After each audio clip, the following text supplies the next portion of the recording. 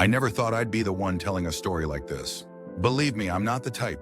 I've spent most of my life keeping the tough stuff locked away. That's what we were taught to do. But there comes a point when keeping silent does more harm than good. So here I am. My name is James Harrington. I was a corporal with the 2nd Infantry Division during the Korean War. People call it the Forgotten War, now sandwiched between World War II and Vietnam. But for those of us who were there, in that frozen hell, there's no forgetting. I was 20 years old when I shipped out in late 1950. Just a kid from Akron, Ohio, who'd barely seen anything beyond the state line. My father had served in the Pacific during World War II, and my grandfather in the First World War. Military service was expected in our family, a tradition. I enlisted before they could draft me, thinking that somehow made it more honorable. Basic training was rough but manageable. I was fit from playing football in high school, and I took to the discipline better than most. They said I had a good eye, made me a rifleman. By the time we landed at Incheon, I felt prepared, or as prepared as you can be for something you can't possibly understand until you're in it. The Korea I remember wasn't the modern country you might know today. It was a land of rice paddies and mountains, small villages with thatched roof huts, and in the winter of 1950, it was the coldest place I'd ever experienced. The kind of cold that burns your lungs when you breathe, that makes metal stick to your skin, that kills men in their sleep if they're not careful. We moved north quickly at first, pushing the North Korean forces back toward the Chinese border. There was talk that we'd have it wrapped up by Christmas. But then China entered the war and everything changed. Suddenly, we weren't advancing anymore. We were retreating, sometimes fighting just to hold our position for a few more hours. My unit was part of the defense near the Chosin Reservoir when the Chinese launched their massive counteroffensive. I remember the night they came. Waves of men charging toward our lines, blowing bugles and whistles. A psychological tactic meant to unnerve us. And it worked. There's something primal about hearing those sounds in the dark, knowing there are thousands of men coming to kill you. We held as long as we could before the order came to pull back. That retreat was one of the most brutal experiences of the war. Trudging through mountain passes in sub-zero temperatures, carrying whatever supplies we could, helping wounded comrades who couldn't make it on their own. We lost more men to frostbite and exposure than to enemy fire. By the time we regrouped further south, my company had lost almost half its men. Those of us who remained were exhausted, frozen, and shell-shocked. But there was no time to recover properly. The front was fluid, and we were constantly being moved to shore up weak positions or counter enemy advances. Spring brought a change in the weather, but not in the intensity of the fighting. The war had settled into a grinding stalemate, with both sides dug into positions across the peninsula. We'd advance a few hills, lose them, then fight to take them back again. It was a meat grinder, and we were the meat. I made friends during this time. You can't help but form bonds when you're sharing foxholes and rations, when you're keeping each other warm at night and watching each other's backs during the day. There was Danny Sullivan from Boston, always talking about the Red Sox and how he was going to take his girl to Fenway Park when he got home. Mike Hernandez from New Mexico, who carried a small wooden cross his grandfather had carved and blessed for him. And Robert Jefferson, who we called Preacher, because he was studying to become a minister before the war. Preacher was older than most of us, 26, and had a calmness about him that was reassuring. When things got really bad, when the Chinese were shelling us nonstop, or we'd lost men in an ambush, Preacher would gather whoever wanted to listen and read from a small Bible he kept wrapped in waterproof material in his breast pocket. I wasn't particularly religious before Korea. My family attended church on Christmas and Easter, but that was about it. Yet there was something about Preacher's words that reached me out there. Maybe it was just the sound of his voice, steady and sure amid the chaos. Or maybe it was the idea that there was something larger than the insanity we were living through, some greater purpose or plan. By the summer of 1951, I'd been in Korea for about 8 months. The landscape had transformed from frozen wasteland to humid, muddy terrain that brought its own miseries. Mosquitoes, dysentery, uniforms that never quite dried. We were positioned near a place called Heartbreak Ridge, which would later become the site of a major battle, though we didn't know it then. Our platoon was assigned to patrol duty, moving along the edges of no man's land, gathering intelligence on Chinese and North Korean positions. These patrols were tense affairs, moving slowly, communicating with hand signals. Every sense strained for the slightest indication of danger. On the morning of August 12, 1951, we set out before dawn. Our squad consisted of 8 men. Myself, Sullivan, Hernandez, Preacher, and 4 others. Thompson, Walters, Kowalski, and our squad leader, Sergeant Mills. The mission was straightforward. Advance to a ridge about 3 miles ahead, observe enemy movements in the valley beyond, and return with the information. The weather was muggy, with fog hanging in the valleys and a fine drizzle that came and went. We moved in a standard patrol formation, maintaining distances between each man, Sergeant Mills at point and Kowalski bringing up the rear. We'd been trained to watch for signs of the enemy: disturbed vegetation, fresh footprints, discarded equipment or food containers. But we were also vigilant about another threat, one that had claimed more than a few men in our division: landmines. The Koreans and Chinese were expert at concealing them, alongside paths under innocent-looking objects in areas where troops would naturally seek cover. We'd been taught to recognize the signs, to probe suspicious areas with bayonets, to follow in each other's footsteps precisely. Despite our caution, by mid-morning we'd made good progress, reaching a wooded area about a mile from our objective. Sergeant Mills signaled for a brief rest. We took cover among the trees, drinking sparingly from our canteens, some men chewing on D-rationed chocolate bars for energy. "Harrington?" Mills whispered, motioning me over to where he was crouched behind a fallen log. He unfolded a map protected by a clear plastic cover. "I want to change our approach. Intelligence suggests there might be an enemy observation post here." He pointed to a spot on the map. "We'll swing north instead, approach the ridge from this draw." I nodded. Mills was a good squad leader, cautious but effective. He'd been in Korea since the beginning of the war and had a sixth sense for danger. If he wanted to change the route, there was a good reason. We moved out again, more slowly now as the terrain became steeper and rockier. The drizzle had stopped, but the vegetation was still wet, soaking our uniforms as we pushed through it. Communication was reduced to the bare minimum: a hand gesture here, a nod there. About half a mile further, we came to a narrow stream that cut across our path. It wasn't deep, maybe a foot at its center, but the banks were steep and muddy. Mills studied it for a moment, then pointed to a spot where some rocks created a natural crossing. He went first, testing each step, then waved for Sullivan to follow. One by one, we crossed the stream. I was fifth in line, with only Preacher, Thompson, and Kowalski behind me. The rocks were slippery, but I made it across without incident. As I reached the far bank, I heard Mills whisper urgently from where he'd taken up a position a few yards ahead. "Movement, 2 o'clock." We all froze, weapons ready. I strained my eyes, looking in the direction Mills indicated. At first, I saw nothing but trees and undergrowth. Then I caught it. A flash of movement, perhaps 100 yards away. A patrol? A single scout? It was impossible to tell. Mills signaled for us to take cover. I slid behind a large boulder, pressing myself against its cool surface. We waited, barely breathing, for what felt like an eternity but was probably only a minute or two.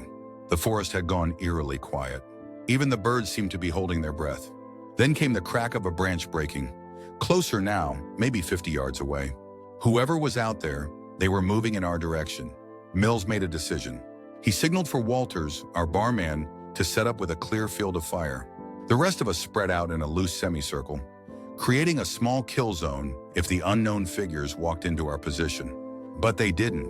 After another tense minute, we heard voices, faint but distinct, speaking in Chinese. They seemed to be moving parallel to our position, not directly toward us. Mills held up his hand, 5 fingers spread. "Wait 5 minutes, then we move." Those 5 minutes crawled by. My heart was pounding so loudly I was sure it would give away our position. Finally, Mills gave the signal to move out, but with even greater caution than before. We'd advance another half mile, then reassess whether to continue the mission or return to base with the intelligence that Chinese patrols were active in the area. We moved in single file now, each man stepping exactly where the man in front had stepped. The forest grew denser, with thick underbrush that made progress slow. After about 20 minutes, we reached a small clearing. Mills halted the squad at its edge, not wanting to cross the open space without first ensuring it was safe. Kowalski and Thompson were sent to scout around the perimeter of the clearing, while the rest of us waited in the trees. I took the opportunity to wipe the sweat from my face and check my rifle. Next to me, Preacher was mouthing what I assumed was a silent prayer. His eyes closed briefly before refocusing on our surroundings. Kowalski returned first, reporting nothing unusual on the southern edge of the clearing. We waited for Thompson, but as the minutes ticked by, a sense of unease settled over the squad. Thompson should have been back by now. Mills was about to send Sullivan to check when we heard it. A single shot, followed by several more in rapid succession, coming from the direction Thompson had gone. Then silence. Ambush, Mills hissed. Defensive positions now. We scattered, diving for whatever cover we could find. I ended up behind a thick tree trunk, Preacher a few yards to my right behind a fallen log. Sullivan and Hernandez were somewhere to my left, while Mills, Walters, and Kowalski had taken positions facing the direction of the gunfire. For a long moment, nothing happened.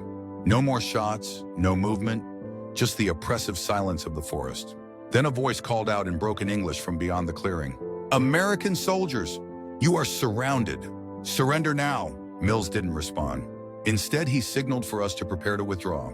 We'd been trained for this. Leapfrog retreat, 2 men providing covering fire while the others fell back to new positions. "Harrington, Sullivan," Mills whispered. "You first. Back 20 yards, then cover." Sullivan and I exchanged glances. I nodded, took a deep breath, and prepared to move. Sullivan held up 3 fingers, counting down. 3, 2, 1. We rose simultaneously, sprinting backward, keeping our weapons trained on the edge of the clearing. I made it about 10 yards when the forest erupted in gunfire. Bullets snapped through the air and thudded into trees. I dove to the ground, crawling the remaining distance to a rocky outcropping that provided decent cover. Sullivan was on my right, already returning fire. I joined him, firing short bursts at muzzle flashes I could see among the trees across the clearing. The rest of our squad was laying down fire as well, the distinctive sound of Walter's bar cutting through the chaos. "Hernandez, Preacher," Mills shouted over the gunfire. "Fall back now." I provided covering fire as Hernandez rose to move.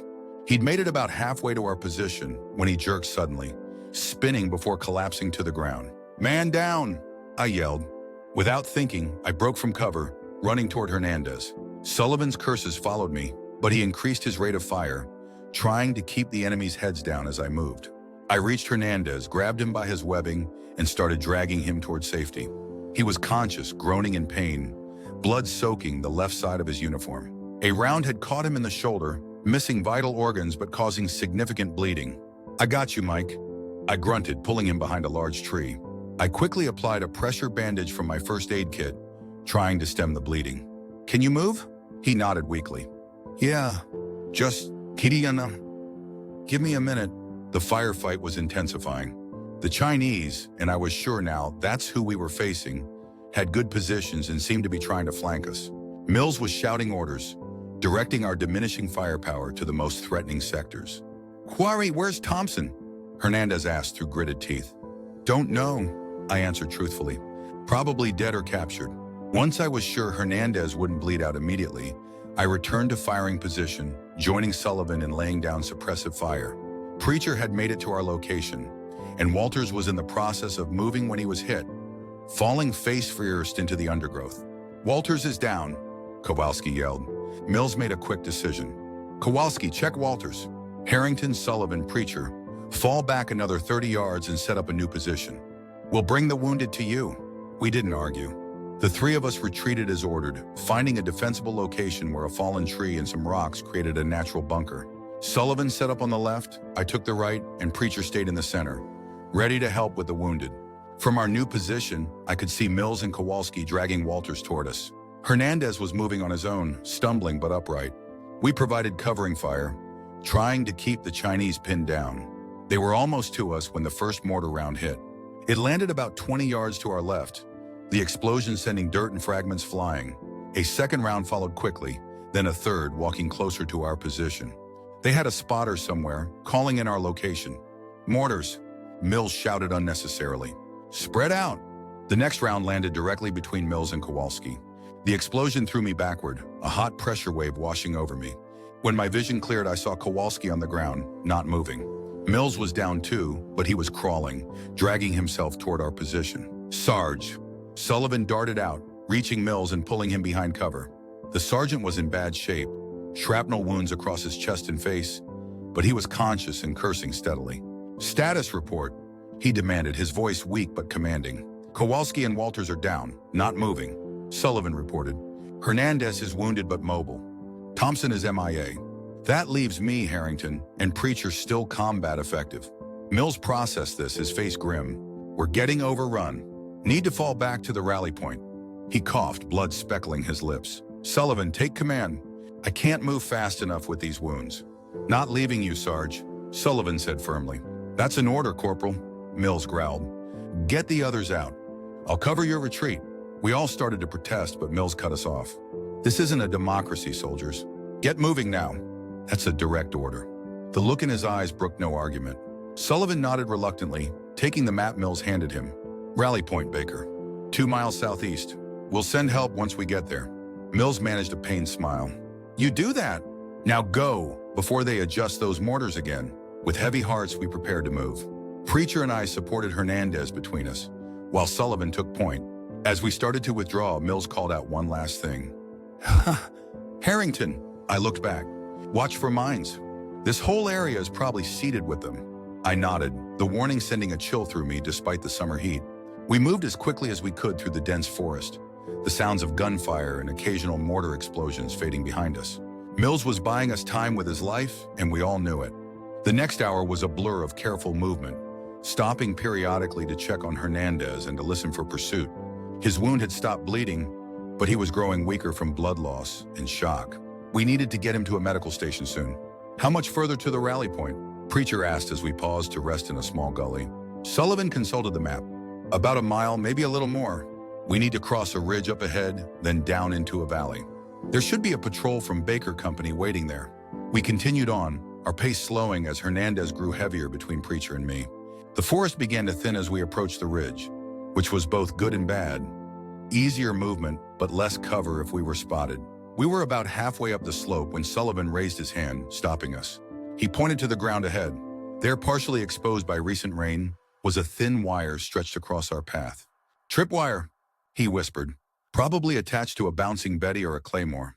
We carefully skirted the trap, checking for others. Sullivan found 2 more wires before we reached the top of the ridge. The Chinese had been busy mining these hills, preparing for exactly the kind of retreat we were executing.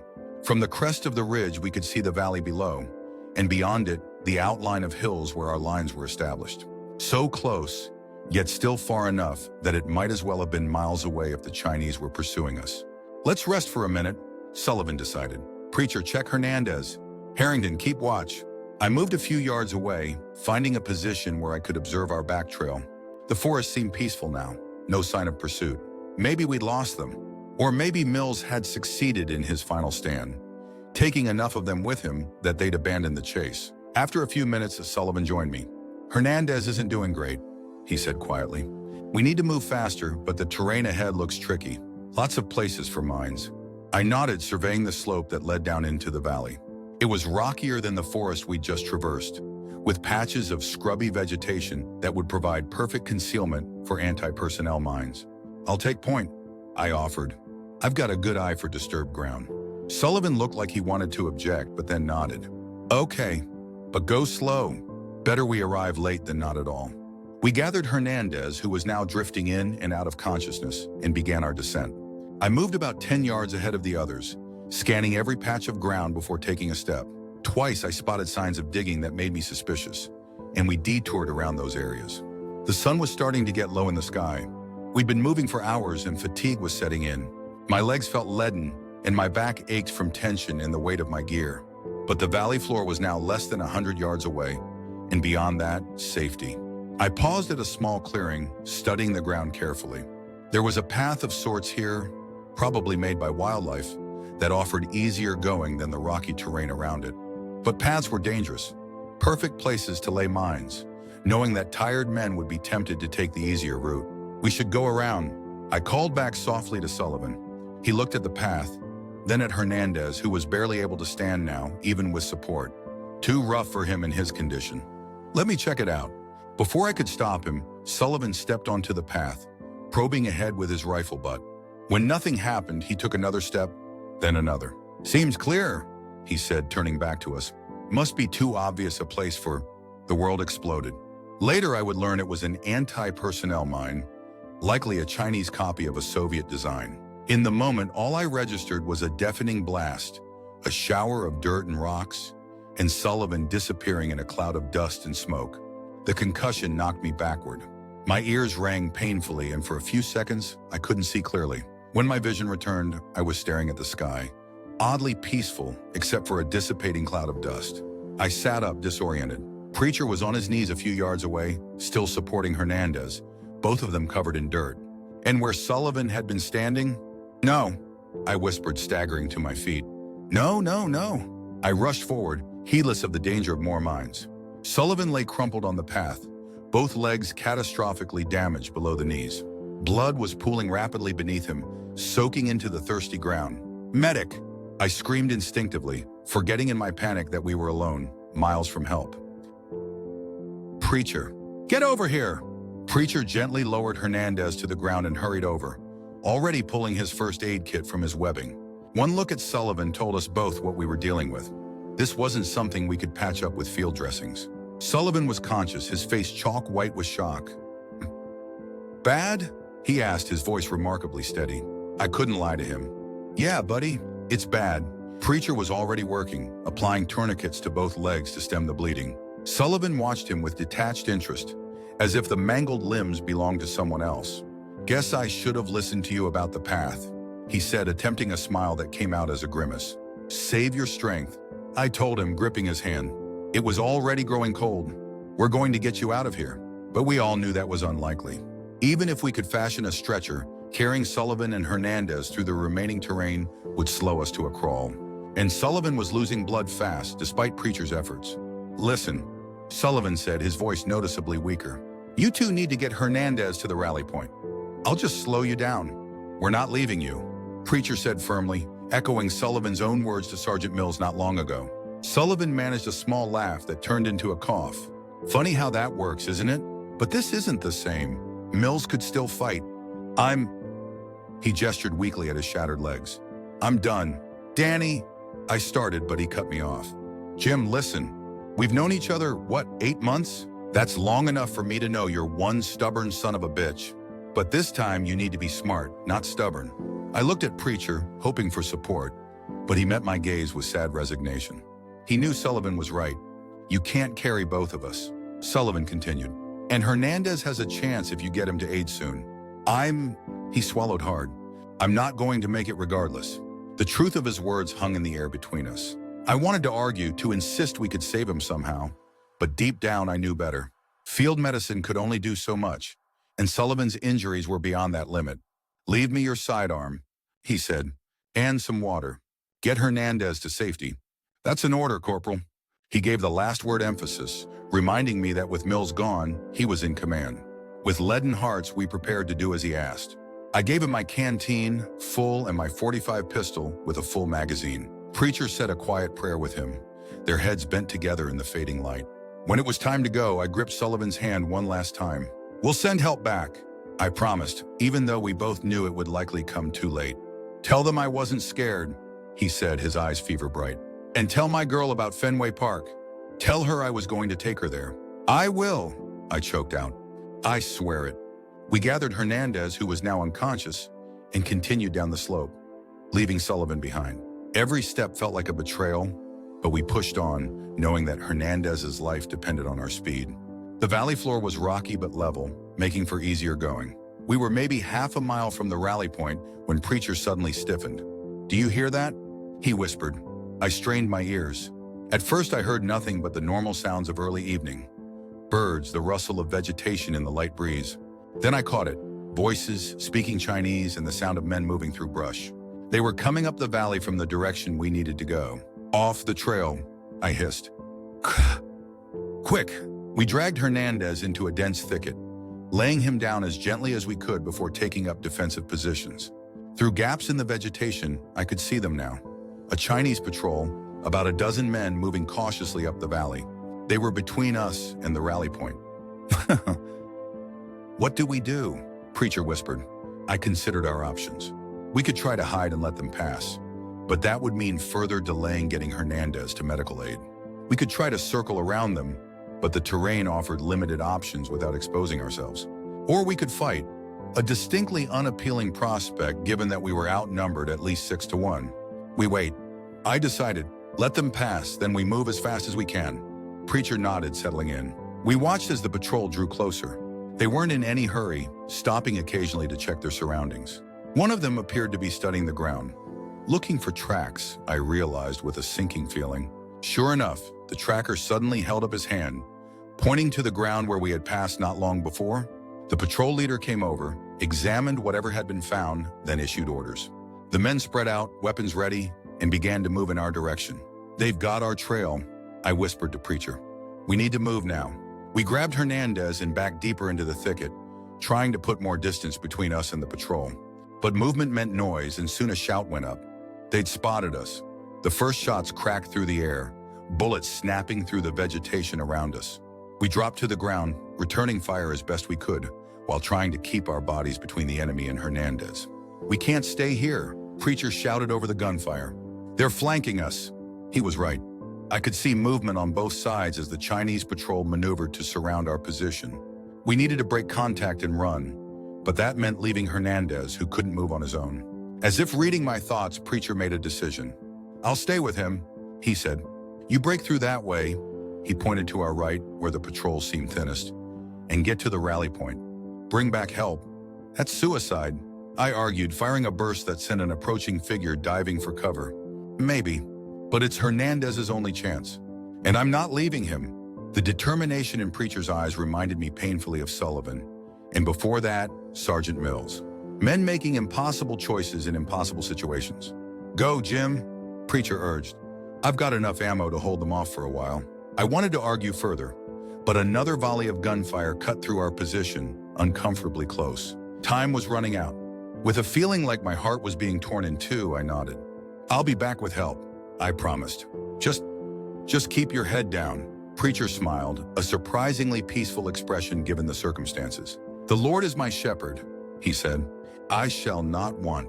I clasped his shoulder briefly, then gathered myself for what I needed to do. Taking a deep breath, I fired a long burst to the right, then sprinted in that direction, zigzagging to make myself a harder target. Bullets kicked up dirt around me, but none found their mark. I crashed through underbrush, leaped over a fallen log, and kept running. Behind me, I could hear Preacher's rifle firing steadily, covering my escape. I ran until my lungs burned and my legs trembled, putting distance between myself and the firefight. The sounds of combat grew fainter, but they didn't stop, which meant Preacher was still holding out. Good man, Preacher. The best of us, really. The terrain began to rise again as I approached the far side of the valley. I knew the rally point should be just beyond the next ridge. If Baker Company's patrol was there as planned, we might still be able to save Hernandez and Preacher. I was halfway up the slope when I heard a sound that made my blood run cold. The distinctive crump of mortar fire, followed by several explosions back in the direction I'd come from. The Chinese patrol had called in support. Preacher and Hernandez's chances had just gone from slim to virtually none. Still, I pushed on. Maybe they'd found cover. Maybe the mortars had missed. Maybe. I clung to these fragile hopes as I crested the ridge. The rally point was visible now. A small clearing where a stream crossed what appeared to be an old logging road. And there, to my immense relief, was a patrol from Baker Company, about a squad strength, setting up a defensive perimeter. I half ran, half stumbled down the slope, waving my arms and shouting, "American! Don't shoot! American coming in!" The patrol swung their weapons in my direction but held fire. As I drew closer, a sergeant stepped forward, eyeing me warily. "Identify yourself, soldier." "Corporal James Harrington, 2nd Infantry Division." I gasped, trying to catch my breath. "The rest of my squad is pinned down about half a mile back, in the valley. Chinese patrol with mortar support. We have wounded." The sergeant, Peterson, according to his name tape, processed this quickly. "How many Chinese?" "At least a dozen in the patrol I saw, could be more. They've got mortars set up somewhere, probably on the far ridge." Peterson turned to his radio man. "Haha, call it in. Request permission to assist in air support if available." To me, he said, "How many of your people are still alive back there?" The question hit like a physical blow. 2 last I saw. Both wounded. There were others. I trailed off, the events of the day suddenly crashing down on me. Mills, Kowalski, Walters, Thompson, Sullivan, all gone or soon to be. Peterson seemed to understand. "Sit down before you fall down, Corporal. Markham, get him some water." I sank to the ground, accepting the canteen pushed into my hands. As I drank, I heard Peterson organizing his men, selecting 6 for a rescue attempt, while the others would maintain the rally point. It was a good response. Not committing his entire force to what might be a trap, but not abandoning my squad mates either. I struggled to my feet. "I'm coming with you." Peterson looked like he might object, but then nodded. "Stay close to me. You're dead on your feet, but I need your eyes to find your people. We moved out quickly, following my directions back down into the valley. As we approached the area where I'd left Preacher and Hernandez, I noticed something concerning. Silence. The gunfire had stopped. The mortars had fallen quiet. Peterson noticed it too, signaling for extra caution as we advanced. We found the thicket where I'd left them, now torn apart by mortar fire and bullets. And there, amid the destruction, were Preacher and Hernandez. They were both dead. Hernandez appeared to have succumbed to his wounds, while Preacher had multiple bullet wounds across his chest. His rifle was still clutched in his hands, the magazine empty. He'd fought to the last. I stood there numb as Peterson's men checked the bodies and secured the area. There were Chinese casualties too. 3 bodies I could see, evidence that Preacher had made them pay dearly for the position. "I'm sorry," Peterson said quietly, coming to stand beside me. "We need to move out. The Chinese might come back with reinforcements." I nodded mechanically. We gathered the dog tags from Preacher and Hernandez, unable to carry the bodies with us. Peterson promised we'd send a detail to recover them once the area was secure. As we prepared to leave, I remembered Sullivan, alone on the ridge. "There's one more," I told Peterson. Further back, near the top of the eastern ridge, stepped on a mine. Peterson hesitated, clearly calculating the risk versus the diminishing daylight. "Is he still alive?" He was when I left him, but his injuries were severe. In the end, Peterson sent 2 men with me to check while the rest of the patrol returned to the rally point with the grim news. We climbed back up the ridge as quickly as we dared, wary of more mines. We found Sullivan where I'd left him. He was still alive, barely, his breathing shallow and his skin waxy with blood loss. But his eyes opened when I knelt beside him, and he even managed a faint smile of recognition. "Knew you'd come back," he whispered. "Stubborn bastard. Told you I would," I said, my voice breaking. "We're going to get you out of here now." But Sullivan shook his head slightly. "Too late for that. But it's okay. Not alone now." One of Peterson's men, a medic, confirmed what Sullivan and I both already knew. There was nothing to be done except make him comfortable. The medic gave him morphine, easing his pain, while the other soldiers stood watch. I sat with Sullivan, holding his hand as the drug took effect, and his breathing eased. "Did you?" he began, his voice drifting. "Did you get Hernandez out?" I couldn't tell him the truth. "Not now." "Yeah, buddy. He's going to be fine." Sullivan smiled, his eyes unfocused. Good. That's good." He was quiet for a moment, then added, "Tell my girl about Fenway, okay?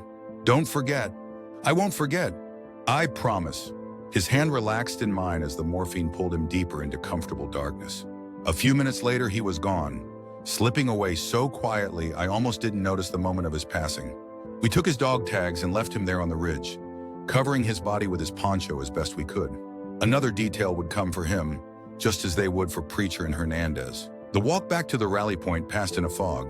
My mind kept replaying the events of the day, searching for the point where things had gone wrong, for the decision that might have changed the outcome. But there was nothing. Just war, doing what war does, consuming lives with indifferent cruelty. At the rally point, a larger force had arrived, including jeeps to transport us back to our lines. Peterson reported to his company commander, explaining the situation in clipped professional terms that somehow failed to capture the human cost of what had happened. I was put in a jeep, too exhausted to do more than slump in the seat as we bounced along the rough road back to safety. Behind us, the sun was setting over the ridges where my squad now lay scattered in death. 8 men had set out that morning. Only 1 was returning. Back at the battalion aid station, they checked me over, finding no physical injuries beyond cuts, bruises, and exhaustion. A different kind of wound, one they couldn't see or treat, had been inflicted on my spirit.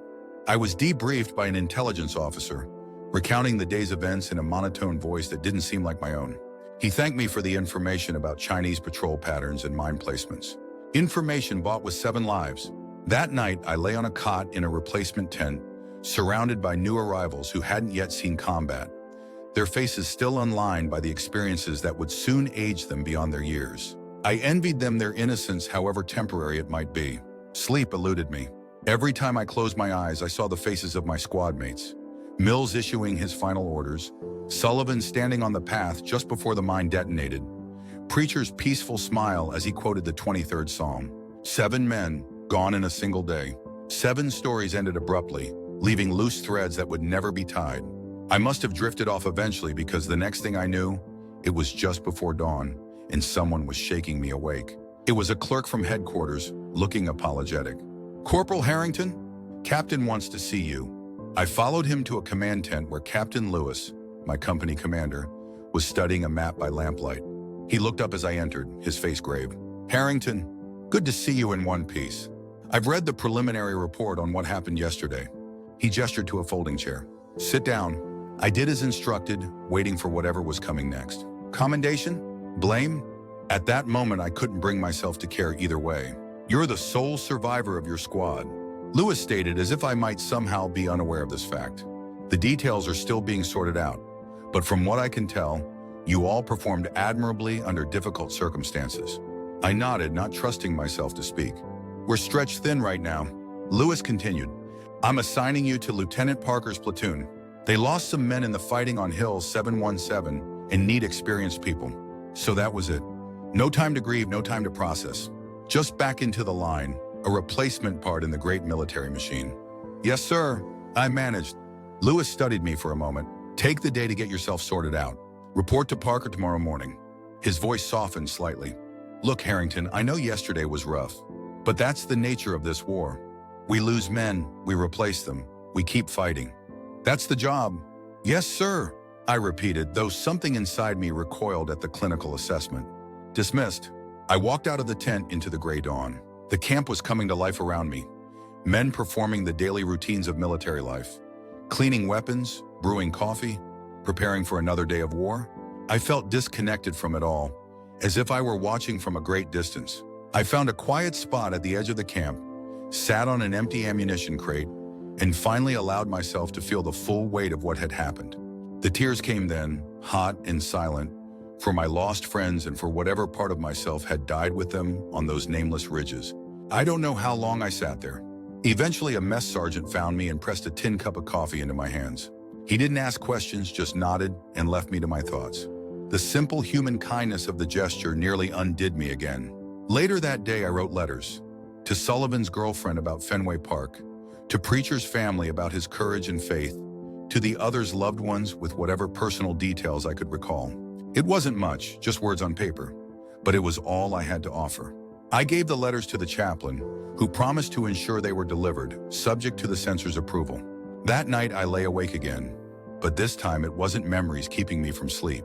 It was a growing sense of unease, a feeling that something was waiting for me in the darkness of unconsciousness. When exhaustion finally pulled me under, the dreams came. Vivid, unsettling dreams of walking those same ridges, but alone, searching for my squad mates in a landscape that shifted and changed with each step. In the dream, I could hear them calling to me, their voices carried on the wind, but I couldn't find them. Then the ground beneath my feet began to give way, crumbling like dry clay. I tried to run, but my legs wouldn't move. The earth opened up and I was falling into darkness. I woke with a start, heart pounding, sheets soaked with sweat. The tent was quiet except for the soft breathing and occasional snores of the other men. Just a dream, I told myself. Just a dream. But when I closed my eyes again, the sensation of falling returned, so real and terrifying that I jerked upright, gasping for breath. Sleep, it seemed, was done with me for the night. The next morning, I reported to Lieutenant Parker as ordered. He was a young officer, maybe 23 or 24, with the look of someone who'd seen too much in too short a time. He assigned me to 2nd Squad, introduced me to Sergeant Quinn, who would be my immediate superior, and left it at that.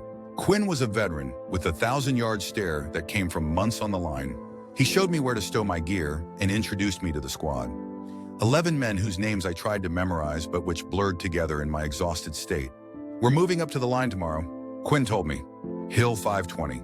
Chinese have been probing the position for a week. Expect action." I nodded, accepting the information without emotion. One hill was much like another in this war.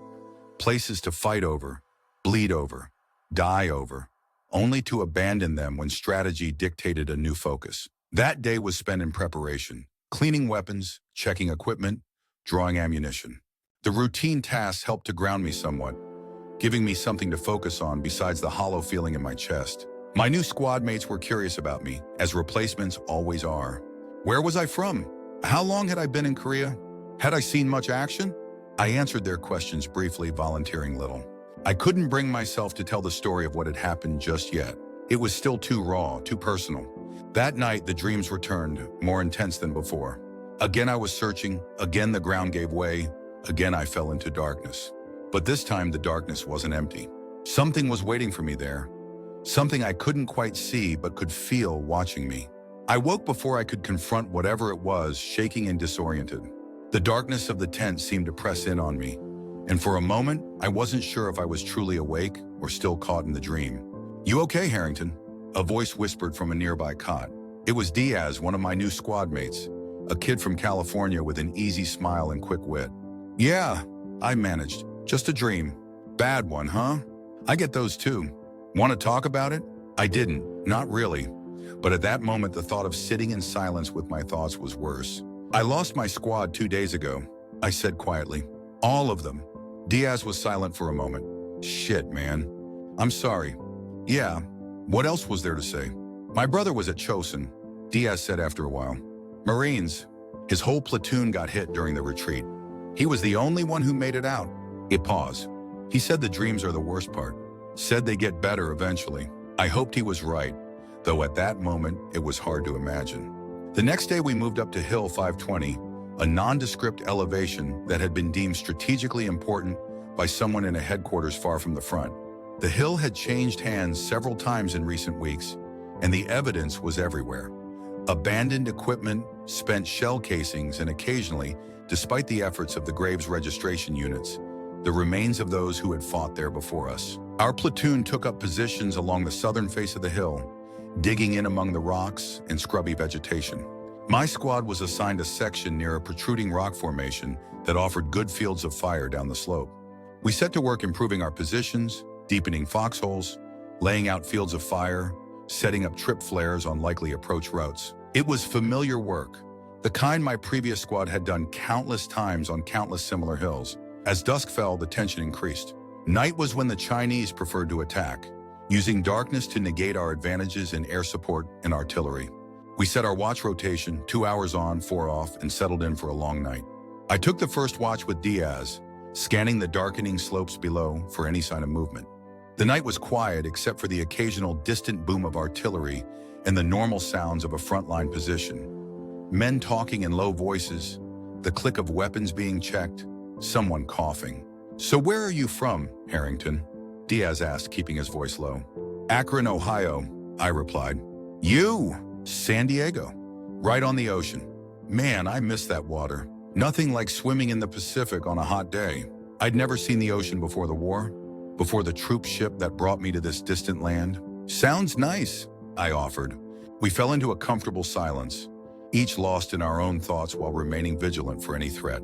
The hours passed slowly, but eventually our relief arrived, and we crawled into our foxholes to get what sleep we could. I resisted as long as possible, but eventually exhaustion won out. The dream was waiting for me, just as before. The searching, the falling, the presence in the darkness. But this time something changed. As I fell through the black void, I began to see flashes of light, brief illuminations that revealed glimpses of something, faces perhaps, or shapes that might have been faces in a different kind of light. I woke to the sound of gunfire. The Chinese were probing our lines, sending small groups to test our defenses. Nothing serious yet, but a prelude to what might come later. I grabbed my rifle and took up position, firing at muzzle flashes in the darkness. The probing attacks continued on and off through the night, never developing into a full assault but keeping us on edge, denying us rest. It was a tactic we'd seen before, wear us down before the main attack. Dawn came with a welcome lull in the fighting. We used the respite to improve our positions further, redistribute ammunition, and snatch a few moments of rest when possible. I found myself functioning on autopilot, my body going through the motions while my mind seemed partially detached, still caught in the strange dreamscape I'd visited during my brief periods of sleep. Around noon, a runner came with orders for Lieutenant Parker. When he returned to our position, his expression was grim.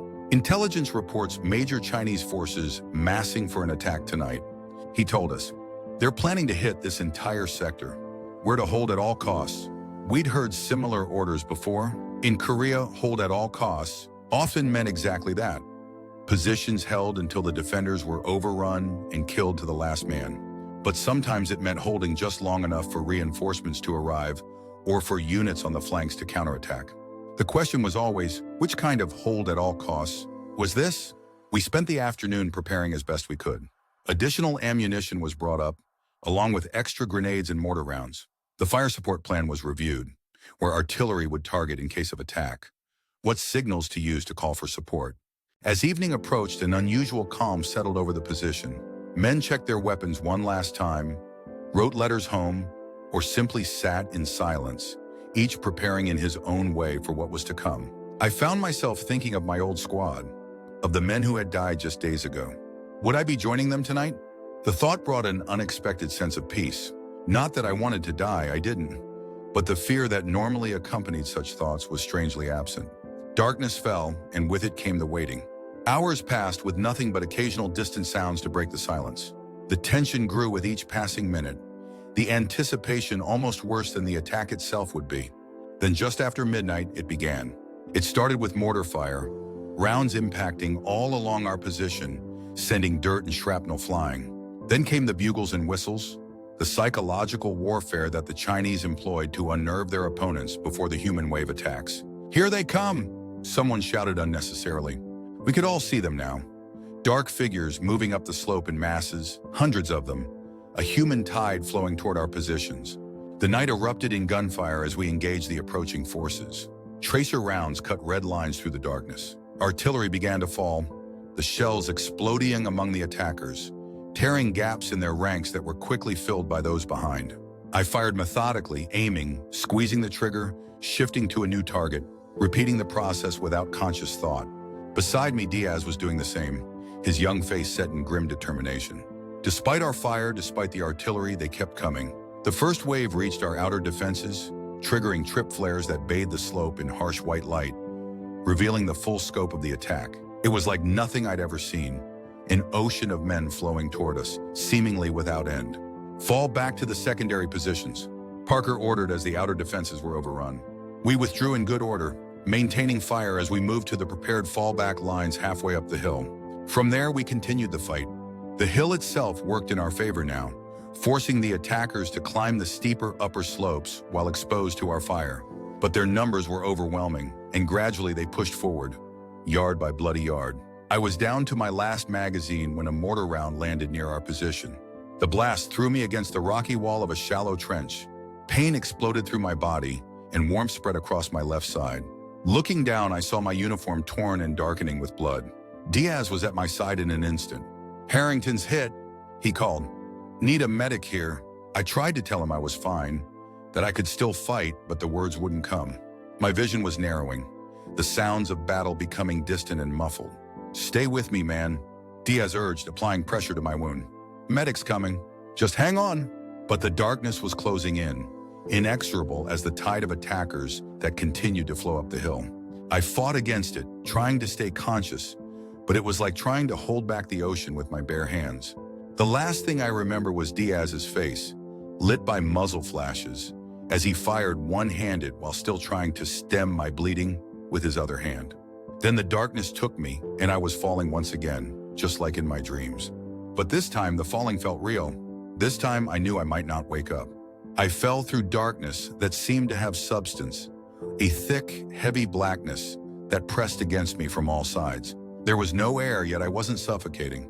There was no light, yet somehow I could sense my surroundings. Or perhaps sense isn't the right word. It was more like I was aware of the space around me in a way that transcended normal perception. The falling slowed, then stopped. I was suspended in the dark void, neither rising nor falling, simply existing. And I was not alone.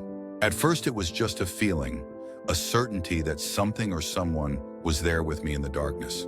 Then came a lightening of the blackness, not bright enough to see by in any normal sense, but a differentiation in the nothingness that allowed me to perceive. What? Shapes? Presences? The concepts seemed inadequate. They were around me, with me, perhaps even part of me in some way I couldn't articulate. Not human, not exactly, but not alien either. Familiar in a way that transcended memory or experience. As if I'd always known them, always been aware of them on some level beyond conscious thought. Communication came not in words, but in direct understanding. Whatever was there with me in the void, conveyed meaning without language, understanding without explanation. And what they conveyed was this: I was between life and death, between worlds, between states of being. My body lay broken on a hillside in Korea, but I, whatever constituted my essential self, was here, in this place that was no place, this moment outside of time. I understood without being told that I was dying. The wounds I had sustained were fatal or would be without immediate intervention. And yet my death was not certain, not fixed. There was a choice to be made. I could feel myself beginning to fade, to dissolve into the darkness around me. It wasn't frightening. On the contrary, there was a sense of peace, of returning to something fundamental, something that had always been waiting. All I had to do was let go, to stop holding on to the individual consciousness that defined me as James Harrington, and I would become part of everything. And I almost did it. The release was so tempting, the peace so profound, but something held me back. Images flashed through whatever constituted my mind in this place. My parents back in Akron, friends from home, moments of joy and connection, and faces from Korea: Mills, Sullivan, Preacher, Hernandez, Thompson, Walters, Kowalski. My squad all gone now. With those faces came a realization. If I let go, if I faded into the peaceful darkness, there would be no one left to remember them, to tell their stories, to fulfill the promises I'd made. Sullivan's girlfriend would never hear about Fenway Park from someone who had known him. Preacher's family would never know how bravely he had fought, how peacefully he had faced death. I resisted the dissolution, holding on to my identity against the gentle but insistent pull of the void. And as I did, the presences around me seemed to intensify, focusing on me with what felt like curiosity or perhaps approval. Then came a new understanding, conveyed with the same wordless clarity. There was a purpose I had yet to fulfill, a message I was meant to carry. If I chose to return, and it was a choice, I would go back with this knowledge, this mission. What was the message? It wasn't conveyed in words or even in specific concepts. It was more like a seed planted in my consciousness, something that would grow and become clear in its own time. But its importance was undeniable, a weight and responsibility that would shape whatever remained of my life. I made my choice. Not with words or even thoughts, but with the very essence of my being. I would return. I would live. I would carry the message, whatever it might be, however long it might take to understand. The presences withdrew, not in distance, but in intensity. The void around me began to lighten, not with external illumination, but with a fundamental change in the nature of the darkness itself. The suspension ended, and I was moving again. Not falling this time, but rising, ascending through layers of existence toward a distant point of light that grew steadily brighter. The transition was not gentle. Where the descent into darkness had been a gradual surrender, the return was abrupt and jarring. Light, sound, and pain crashed over me in a disorienting wave. I gasped, lungs burning as if I'd been underwater for too long, and opened my eyes to blinding brightness. "He's back," someone shouted.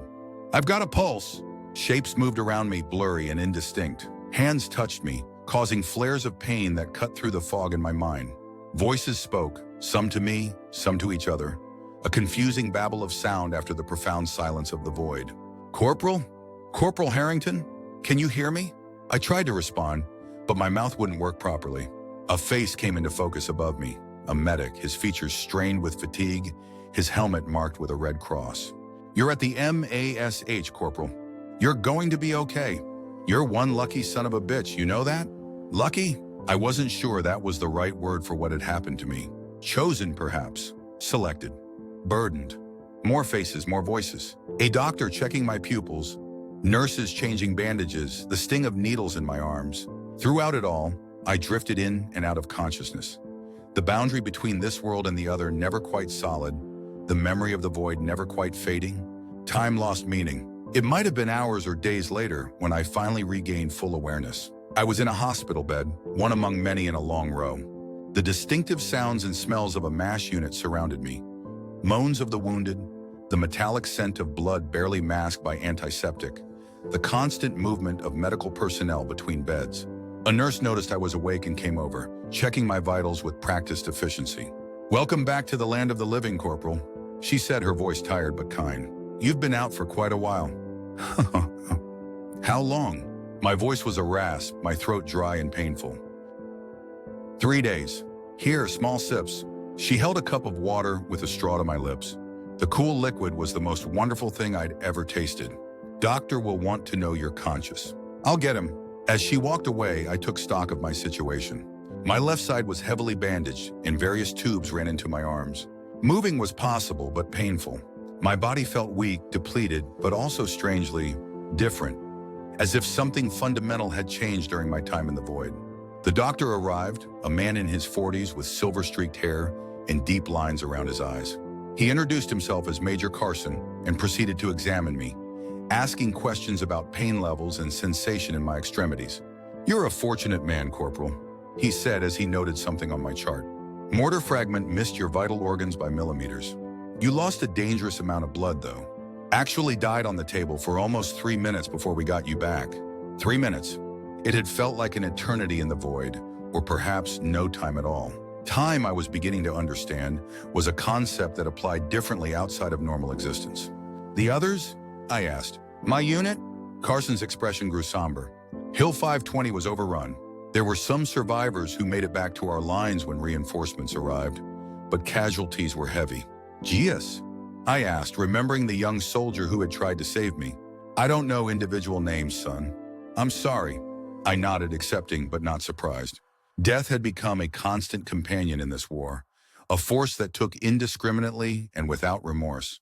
And yet it had rejected me, or I had rejected it. Either way, I was still here, carrying a message I didn't yet understand. The next few days passed in a blur of medical procedures, pain management, and gradual healing.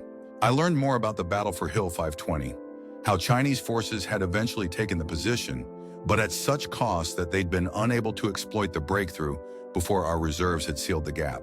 The usual tactical calculations of war, measuring success in yards gained or lost, in lives expended for strategic advantage. What I didn't learn was anything about Diaz or any other specific members of my new squad. In the chaos of battle and its aftermath, individual fates often went unrecorded, at least in the immediate term. Maybe later, when casualty lists were compiled and notifications sent, I would discover who had lived and who had died. For now, it was another uncertainty to carry. As my physical condition improved, the memories of my experience in the void remained vivid. Unlike normal dreams that fade upon waking, my recollection of what had happened during those 3 minutes grew clearer with each passing day. The presences, the choice, the message entrusted to me, all of it was etched into my consciousness with perfect clarity. What wasn't clear was the content of the message itself. I knew I had been given something to carry, something to share, but its nature remained elusive, like a word on the tip of my tongue that I couldn't quite recall. On my 5th day in the MSH unit, I had a visitor. A chaplain, Captain Reynolds according to his name tape, came to my bedside with a small notebook in hand. "Corporal Harrington," he said, pulling up a chair. "How are you feeling today?" "Better, sir," I replied, which was true physically, if not entirely accurate in other ways. "Good, good." He seemed slightly uncomfortable, uncertain how to proceed.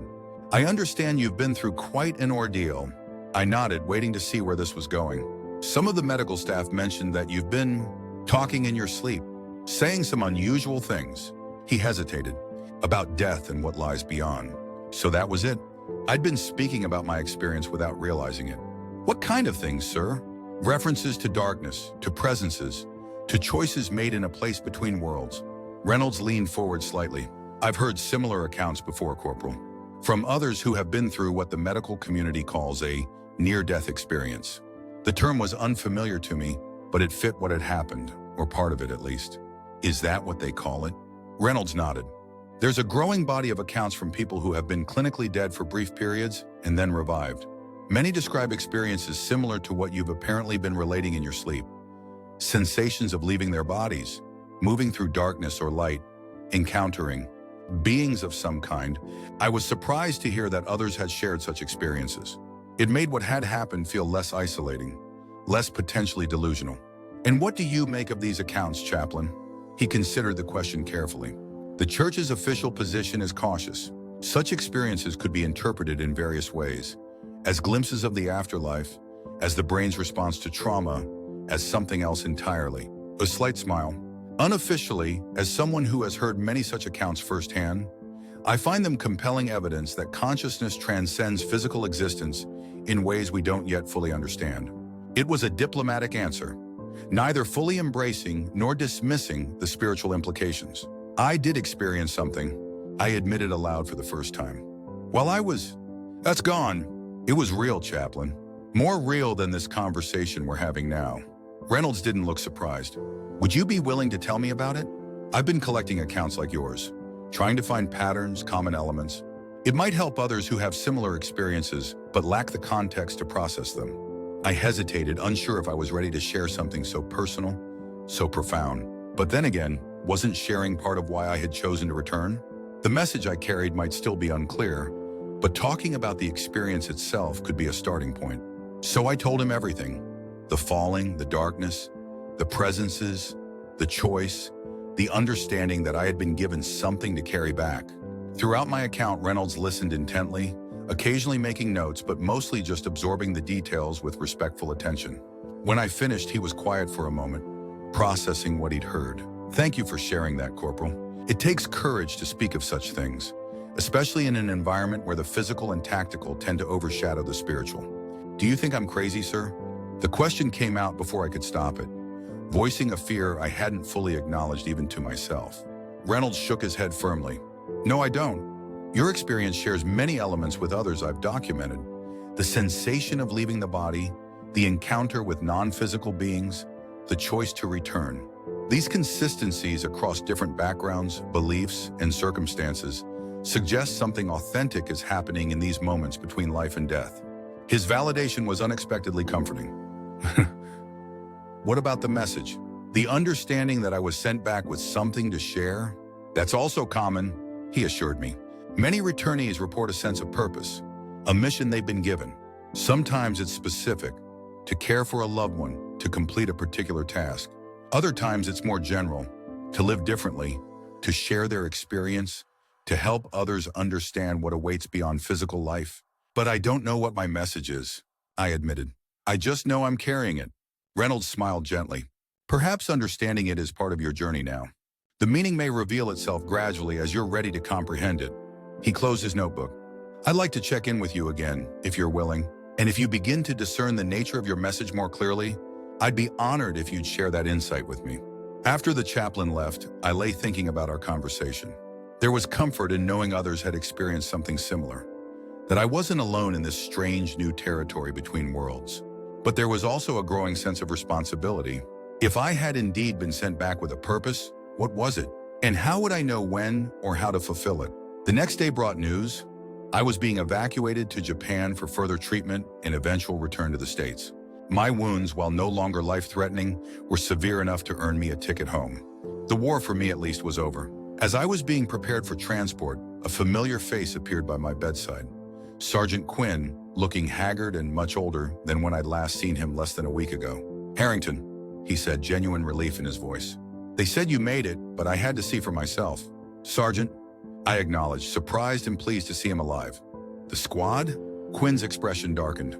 Hit hard, real hard. Less than half made it out when the counterattack came.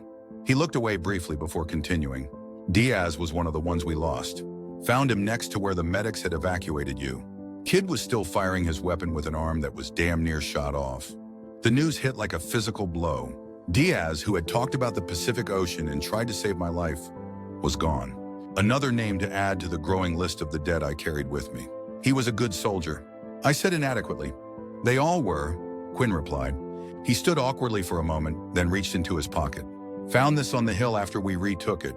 Seminum. Thought you might want it. He handed me a small object, my unit insignia, torn from my uniform during the battle. I took it, feeling the weight of it in my palm, a small piece of metal and thread that represented so much more. Thank you, Sergeant. Quinn nodded. They're loading the ambulances now. I should let you get to it. He hesitated, then added, Good luck, Harrington. Hope whatever's waiting back home is worth all this. With that, he was gone, leaving me with the insignia and yet another goodbye that felt unfinished, inadequate. The journey to Japan passed in a morphine haze. My body jostled in ambulances and transport planes despite the best efforts of the medical staff. By the time I arrived at the Army Hospital in Tokyo, I was feverish and disoriented. The wound in my side infected despite the antibiotics. What followed was another period of fragmented consciousness. Doctors conferring in low voices, nurses changing dressings, the sting of needles, the burn of medication in my veins, and throughout it all, dreams. Not normal dreams, but vivid revisitations to the void, to the presences that had sent me back with an unknown purpose. In these dreams, or whatever they were, I searched for clarity, for understanding of what I was meant to do. But the answers remained elusive, just beyond my grasp. The presences were there, watching, waiting, but offering no further guidance. I recovered slowly. The infection was brought under control. The wound began to heal properly, and gradually I regained strength. The hospital in Tokyo was a different world from the MASH unit. Clean, orderly, removed from the immediacy of the front lines. Here the focus was on rehabilitation, on preparing damaged bodies to either return to duty or make the journey home. For me, it would be the latter.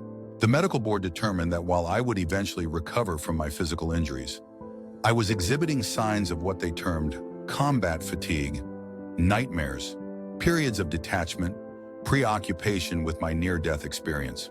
Nothing unusual for a soldier who had seen the things I had seen, they assured me, but enough to warrant a discharge and return to civilian life. I accepted their assessment without argument. The Army had taken enough from me. I had no desire to give it more. And somewhere deep inside, I knew my path now lay elsewhere, connected to whatever purpose had been placed within me in that space between life and death. After 6 weeks in Tokyo, I was deemed fit to travel back to the United States. Along with dozens of other wounded or mentally fatigued servicemen, I boarded a transport plane bound for Hawaii, the first leg of our journey home. As the plane lifted off from Japanese soil, I looked down at the receding landscape below. A country that was foreign to me in every way, yet would forever be linked to the most transformative experience of my life. Not Korea, where I had fought, but Japan, where I had begun to process what had happened after my death. Somewhere over the Pacific, as most of the other men dozed in their seats, I experienced a moment of startling clarity. Gazing out at the endless blue ocean below, the same ocean Diaz had loved, I suddenly understood part of what I had been sent back to do. I was to bear witness, not just to the war, to the deaths of my comrades, but to what lay beyond death, to the reality that consciousness continues, that choices remain, that existence transcends the physical body. This understanding wasn't the entire message I knew instinctively, but it was a beginning, a first step toward fulfilling the purpose for which I had been returned to life. The realization settled over me like a mantle, heavy with responsibility, but also oddly comforting. I had a direction now, a starting point for whatever path lay ahead. We landed in Hawaii for refueling and a brief rest. Standing on American soil for the first time in over a year, breathing air that wasn't filled with the sense of war, I felt like a stranger in my own country. Everything was too bright, too clean, too normal. People walked by without the haunted look I had grown accustomed to seeing in Korea. Children played without fear of mortar rounds or landmines. After Hawaii came California, and then a series of hospitals and processing centers as we made our way east. At each stop, medical personnel evaluated our conditions, adjusted treatments, prepared documents. It was a slow, methodical dismantling of our identities as soldiers and reassembly as civilians, a process as mechanical as it was necessary. Throughout this journey, I continued to experience the dreams, the returns to the void. Each time I sought greater understanding of my purpose, and each time I received fragments, pieces of a larger picture I couldn't yet fully comprehend. But gradually, patterns emerged, connections formed, and the outline of my mission became clearer. I was to speak of what I had experienced, yes, but more than that, I was to live differently because of it, to embody the understanding that life continues beyond physical death, that our actions have meaning beyond their immediate consequences, that connections between souls transcend the temporary separations imposed by mortality. By the time I reached the final military hospital in Pennsylvania, just a few hours from my home in Akron, this understanding had solidified into a kind of personal creed. Not a religious doctrine exactly, though it had spiritual elements, but a framework for living that acknowledged the continuity of existence beyond the physical plane. The doctors at Valley Forge Army Hospital noted my improved mental state, the reduction in nightmares, the growing sense of purpose I exhibited. They attributed it to the therapeutic effect of returning to familiar surroundings, to the natural healing process of time and distance from trauma. Perhaps they were partly right, but they couldn't see the deeper transformation occurring within me. In my final medical evaluation, a psychiatrist named Dr. Braun spent an hour asking me about my experiences, my plans for civilian life, my understanding of what had happened to me in Korea. You mentioned in previous sessions that you had a near-death experience, he noted, reviewing his file. Do you still believe that occurred? I know it did, I replied calmly. Not as a matter of belief, but of experience. He considered this. And has this experience changed how you view your future? Completely. I met his gaze steadily. I understand now that what we do here, in this life, in this world, echoes beyond our physical existence. The connections we form, the promises we keep, the truths we speak, they all matter more than I ever realized. Doctor? Brown made a note in his file. Some would call that a religious awakening. Call it what you want, I said. I call it waking up to reality, a bigger reality than the one we normally perceive. To my surprise, he smiled. I've heard similar statements from other soldiers who've had these experiences. There's a pattern there that's hard to dismiss as mere psychological reaction to trauma. He closed my file. Whatever you encountered, Corporal Harrington, it seems to have given you a framework for moving forward. That's more than many veterans find. 2 days later, I received my discharge papers. Honorable discharge due to wounds received in combat. Along with the papers came my service medals, including a Purple Heart and a Bronze Star that had been awarded for actions during the battle for Hill 520. Actions I barely remembered through the fog of pain and the more vivid memories of what had followed. On a cool autumn morning in October 1951, I walked out of Valley Forge Army Hospital as a civilian for the first time in nearly 2 years. My parents were waiting, my mother crying quietly, my father standing straight-backed and proud, but with moisture in his eyes he would never acknowledge. Jim, my mother said, embracing me carefully, mindful of my still healing wounds. Oh, Jim, you're home. Home. The word held such weight, such meaning. I was indeed home, back in my country, back with my family. But I had also, in a profound sense, never truly left that other place. That void between worlds where I had been given a purpose that would define whatever remained of my life. As we drove away from the hospital toward Akron and the life that awaited me there, I gazed out the window at the autumn landscape, at the trees ablaze with color, at the normal lives being lived all around us. And I knew with absolute certainty that I would spend the rest of my days trying to understand and fulfill the message I had been given when I died on a hillside in Korea and was sent back with a truth too vast for words alone to contain. The vision I had received, the understanding of continuity beyond death, of purpose that transcends physical existence, of connections that cannot be severed even by mortality, would guide every step I took from that moment forward. It would shape my relationships, my work, my very identity, and someday, when I had fully grasped the message in all its complexity, I would find the right words, the right actions, to share it with a world that desperately needed to hear it. That was the promise I had made in the void, the covenant that had brought me back from death's threshold. For now, though, I was content to begin the journey of understanding, to live each day with the awareness that it was a gift returned to me for a purpose, and to honor the memories of those who had not been given the same choice I had been offered. Sullivan, Preacher, Hernandez, Mills, Thompson, Walters, Kowalski, Diaz. Their names were etched in my heart, their stories part of mine now. And in some way I couldn't yet fully articulate, I knew they were not truly gone, not completely lost. Somewhere, in that space between worlds, they continued. And someday I would understand how to bridge the gap between their existence and mine. Until then, I would live. I would remember. I would seek to understand. And when the time was right, I would tell the world about the message I had been given when I died in Korea and was sent back to deliver it. Returning to civilian life after war is a strange experience under any circumstances. But returning after having died and come back with a message that I couldn't yet fully understand, that was something else entirely. My parents' home in Akron seemed both familiar and foreign. The same furniture, the same photographs on the walls, the same smells from my mother's cooking. Yet I moved through these spaces as a different person, viewing everything through eyes that had seen beyond the veil of mortality. Those first weeks were quiet ones. My parents, sensing the profound change in me but not understanding its nature, gave me space. They didn't press me about Korea, about my wounds, about the nightmares that sometimes still woke me in the night. They were simply grateful to have their son back, less concerned with who I had become than with the fact that I had returned at all. I spent many hours sitting on the back porch, watching the changing autumn leaves, thinking about what had happened to me and what it meant. The void, the presences, the choice, the message. I turned these elements over and over in my mind, examining them from different angles, seeking deeper understanding. Occasionally, I would experience what I came to think of as echoes, brief sensations of being back in that space between worlds, moments when the veil between realities seemed to grow thin. These weren't as complete as the experiences I'd had in the military hospitals, but they were reminders, connections to the message I carried. By November, I felt ready to start re-engaging with the wider world.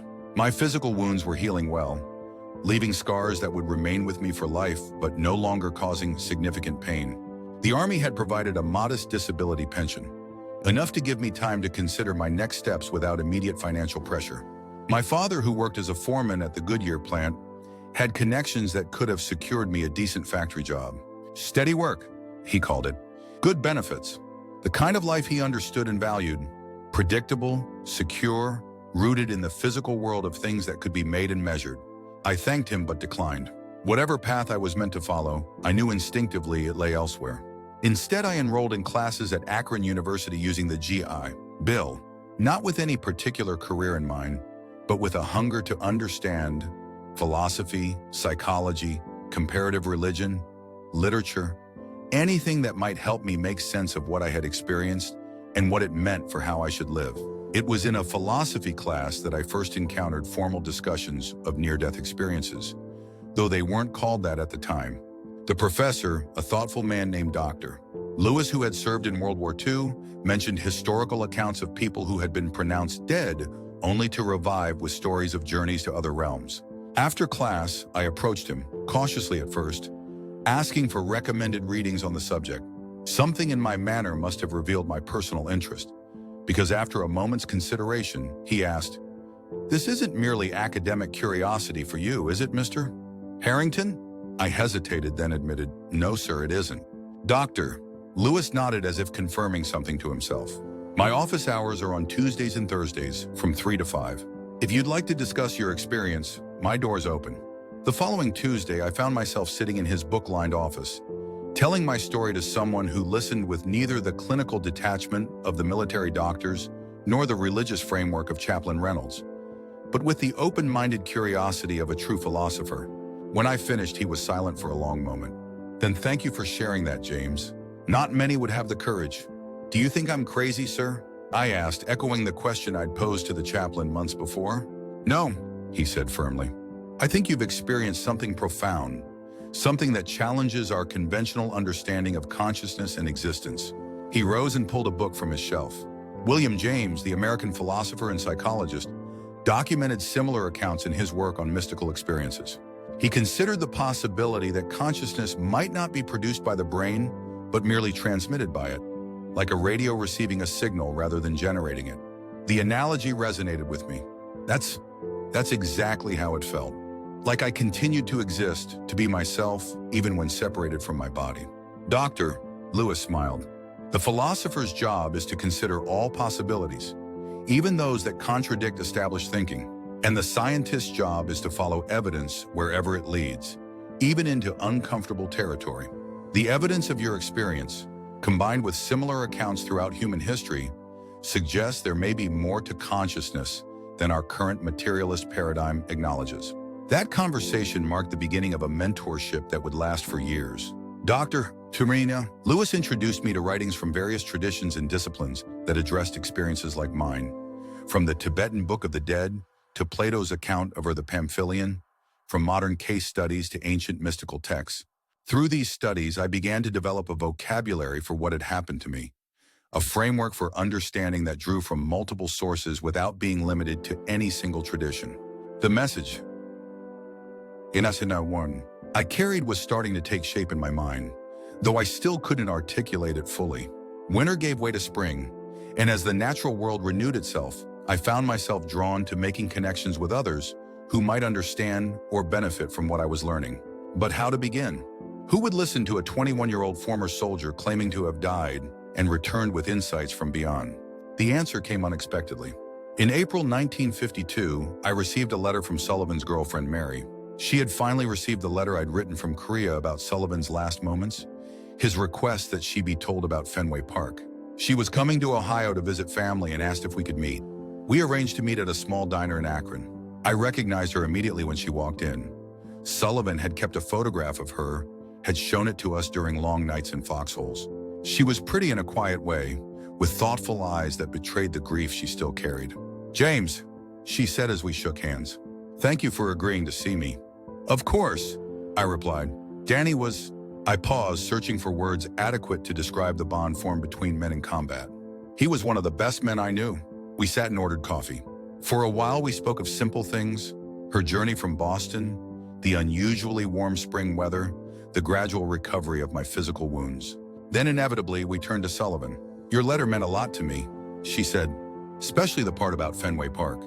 We had talked about going there after he came home, making it our special place. He mentioned that often." I told her. It was something he held on to, a future he could see beyond the war. Mary's eyes glistened with unshed tears. "Juana, what was he like at the end?" The official notification was so impersonal, just killed in action with a date and location. I hesitated, unsure how much to share. The brutal reality of Sullivan's death, his legs destroyed by the mine, the impossible choice to leave him behind, seemed too harsh a truth to lay on someone already deep in mourning. "He was brave," I said finally, "and he wasn't alone." That much at least was true. She nodded, seemingly satisfied with this. Then unexpectedly she asked, "Do you believe in an afterlife, James?" The question caught me off guard. "Why do you ask?" Mary looked down at her coffee cup. "Since Danny died, I've had these dreams. Vivid dreams where he's with me, telling me he's okay, that he's in a place where his wounds don't hurt anymore. They feel so real, not like normal dreams at all. Sometimes I wake up and I swear I can still feel his presence in the room." My heart was suddenly pounding. "What else happens in these dreams?" "He tells me things he couldn't possibly know," she continued. "Like about the red dress I wore to my cousin's wedding last month, a dress I bought after he died. And he mentioned that I've been visiting Fenway Park to feel closer to him, which I have, though I've told no one." She looked up, meeting my eyes. "I must sound crazy to you." "No," I said, my voice barely above a whisper. "You don't sound crazy at all." And then, for the first time since returning home, I told someone the full story of what had happened to me on that hillside in Korea. About dying, about the void, about the choice to return with a message.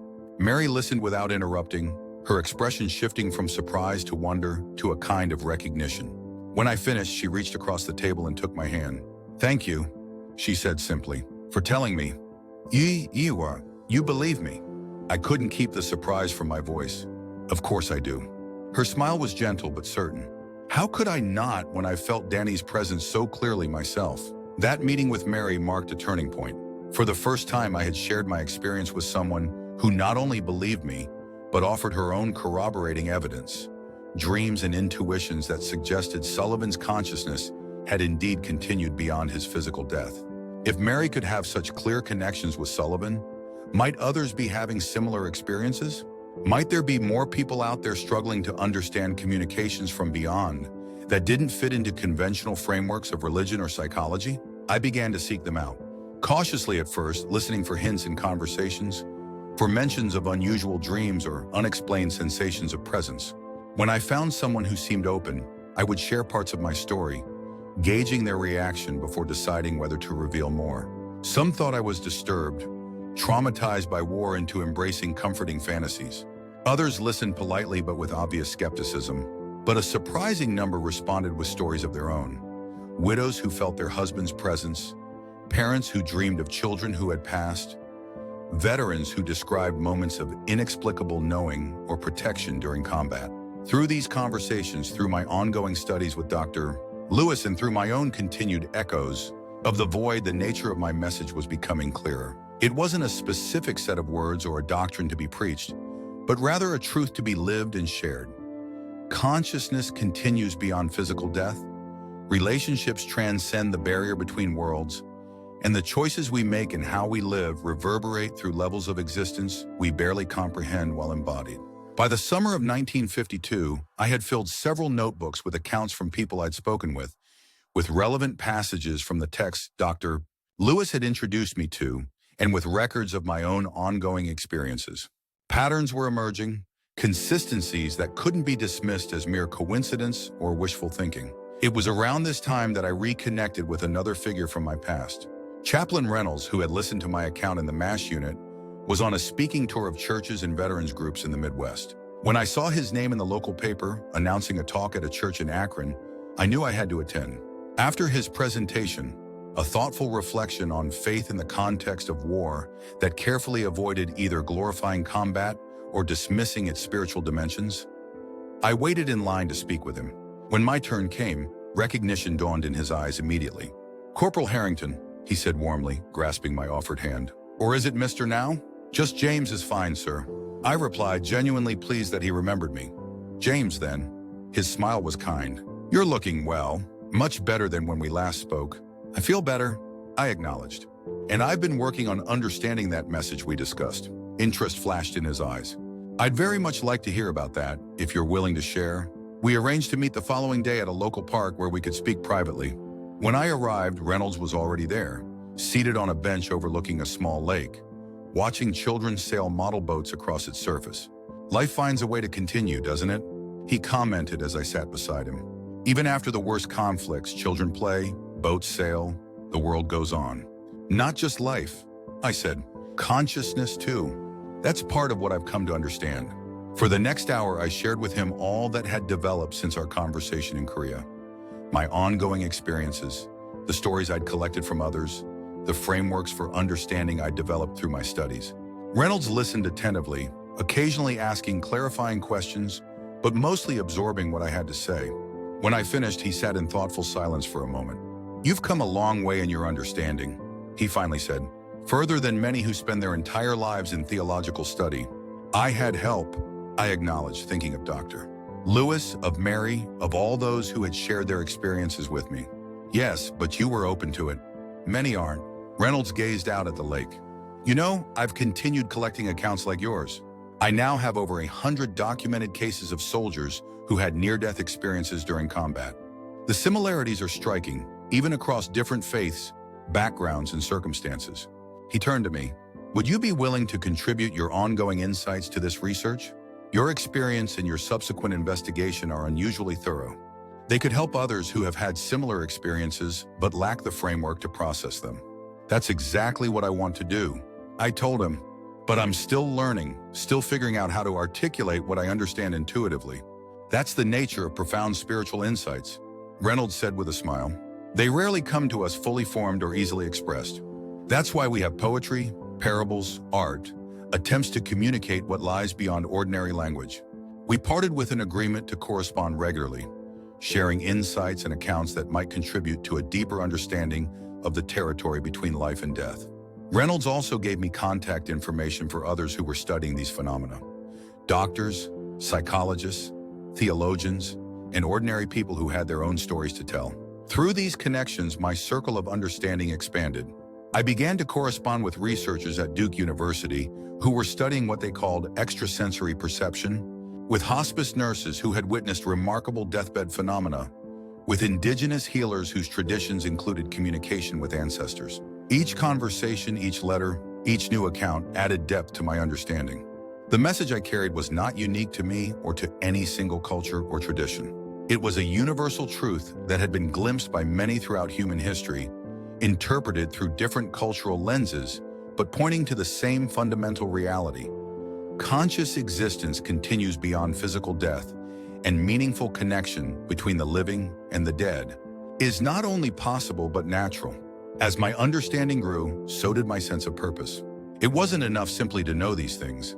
I needed to find ways to share them, to help others recognize and interpret their own experiences of connection across the threshold of death. In the fall of 1952, I made a decision. With the support of Dr. Lewis, I would write a book, not a dry academic study, but a personal account of my own journey from skeptical soldier to someone who had died and returned with insights from beyond. I would weave in the stories I had collected, the patterns I had identified, the frameworks for understanding I had developed. Writing didn't come naturally to me. I had never been particularly skilled with words, had always been more comfortable with actions than explanations. But I felt driven by a purpose greater than myself, by the responsibility of carrying a message that others needed to hear. I worked through the winter, writing in the early mornings before classes and late into the evenings. Dr. Lewis read early drafts, offering guidance on structure and clarity, but always insisting that I maintain my authentic voice. "This is your story, James," he reminded me. "No one else can tell it." By spring, I had a manuscript, rough, unpolished, but honest. I called it Beyond the Hillside, What I Learned When I Died in Korea. Dr. Lewis used his connections to introduce me to a small publisher who specialized in spiritual and philosophical works.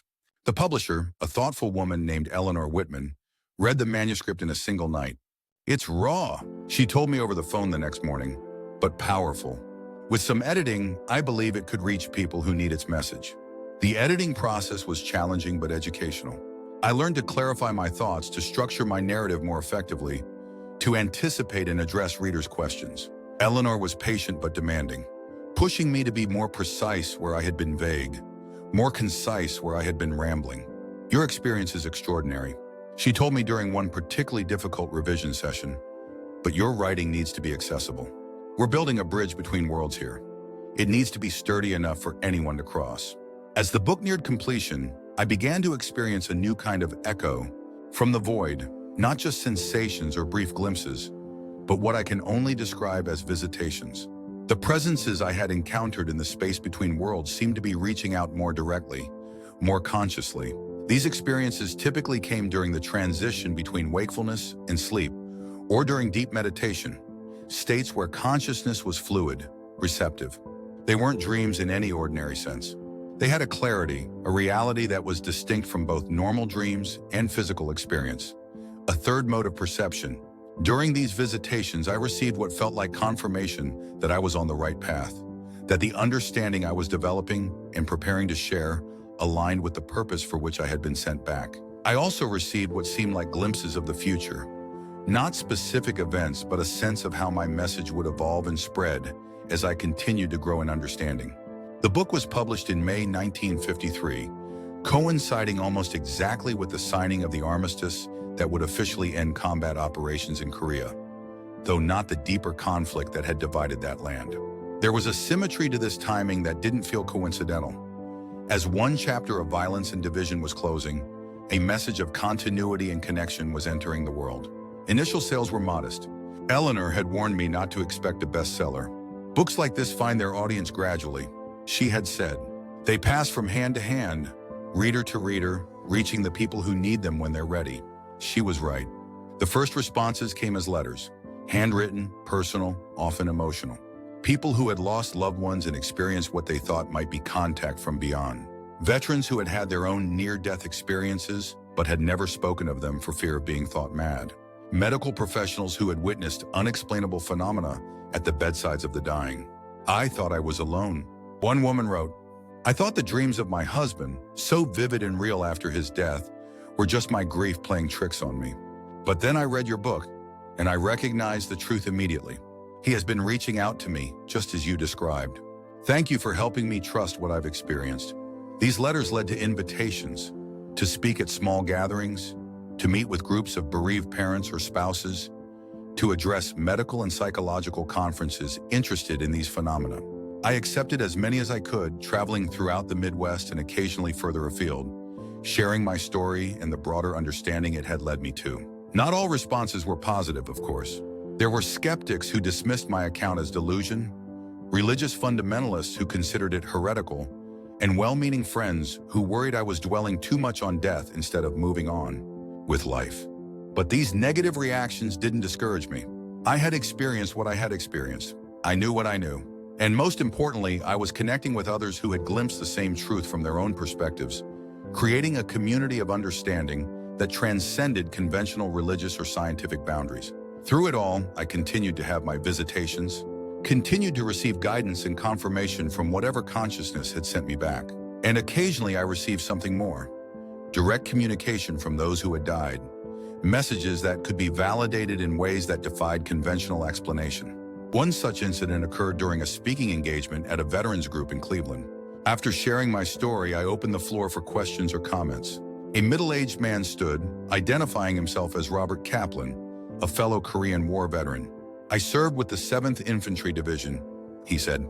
Never had an NDE myself, but I wanted to ask if you've ever received communications from specific individuals who've passed? Something about his question triggered one of my echoes. A brief, vivid sense of being back in the void, but with a specific presence nearby. A name came to me, Michael Cohen. Does the name Michael Cohen mean anything to you? I asked somewhat hesitantly. This kind of direct communication was still new to me, still something I was learning to trust. Kaplan's face drained of color. My best friend, he said, killed at Incheon. How could you possibly know that? He's here, I said, following the impression I was receiving. He wants you to know he doesn't blame you for what happened with the grenade. He says it was his choice, and he'd make it again. Kaplan sank back into his chair, visibly shaken. After the event, he approached me privately. No one knew about the grenade, he told me, his voice unsteady. Mike threw himself on it to save 3 of us. I've carried the guilt for years, wondering if I could have reached it first, if I should have been the one. I've never told anyone about those thoughts. Yet somehow you knew exactly what I needed to hear. These validations, specific, verifiable communications that couldn't be explained by guesswork or general statements, became more frequent as I grew more attuned to the subtle ways consciousness could bridge the gap between worlds. They provided powerful evidence that what I was experiencing wasn't mere imagination or wishful thinking. By the summer of 1954, my book had sold enough copies to warrant a second printing, and my speaking engagements had expanded to include larger venues and more diverse audiences. I had also been interviewed for several articles in magazines interested in paranormal or spiritual phenomena. My parents, who had initially been concerned about the direction my life had taken, came to accept and even support my unusual path. My father, never one for lengthy discussions of spiritual matters, simply told me, if this is what you were spared for, then you've got to see it through. My mother was more explicitly supportive. I can see the good it does, she told me after attending one of my talks. The comfort you bring to people who are hurting, that's worth something, Jim. That's worth a lot. Their acceptance meant more to me than they could know. I had returned from Korea a changed man, walking a path they couldn't fully understand or follow themselves. But they had chosen to trust that my journey had purpose and value, even if it wasn't the conventional life they might have envisioned for their son. In the fall of that year, I received a letter that would lead to another significant turning point. It was from Dr. Raymond Nelson, a psychiatrist at the newly established Foundation for Research on the Nature of Man, associated with Duke University. He had read my book and was interested in including my case in a major study on near-death experiences. Your account is unusually detailed and thoughtful, he wrote, and your subsequent investigation into the phenomenon shows remarkable insight. We would be honored to have your participation in what we believe will be a groundbreaking scientific examination of these experiences. I agreed to participate, traveling to Durham, North Carolina, for a week of interviews, tests, and discussions with Dr. Nelson and his colleagues. The Foundation's approach was refreshingly open-minded, yet rigorous. They were genuinely interested in understanding these phenomena, not in either promoting or debunking them. During my time there, I met others who had had near-death experiences, some in combat like myself, others during surgeries, accidents, or illnesses. The similarities in our accounts were striking, despite our diverse backgrounds and the different circumstances of our deaths. Dr.